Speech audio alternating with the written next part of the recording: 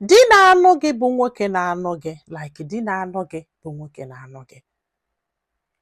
Wee nọgide one day wee fụ pictures or video ebe gị na nwoke ọzọ gba ọtọ, or ebe gị na nwoke ọzọ na-esi ibongi, or ebe gị na nwoke ọzọ nọ compromising, mana ihe a bụ ife melụ nọ before wee nọbịa, ihe a bụ ife melụ nọ before meet enyi, ihe a bụ ife melụ nọ before gị na ya na-abụ wee malụ.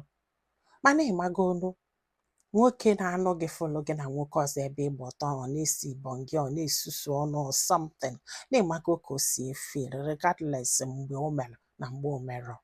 Mana the question is this, ị nwere right iji maka ya si nwunye gị na ị chọrọzi, maka the look of it ịgba ọtọ with nwoke ọzọ.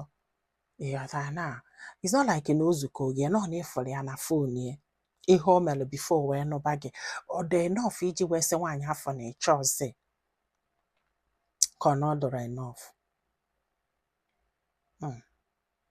Ike gwụrụ, ike gwụrụ, honestly depends on ife afụrụ, mana ife afụrụ bụ ebe ịgba ọtọ with nwoke ọzọ, ọ dị enough ka ọ na ọ dụrụ enough. Ndị be anyị, daalụ nụ, ka ọ dị n'ụbọchị ọzọ.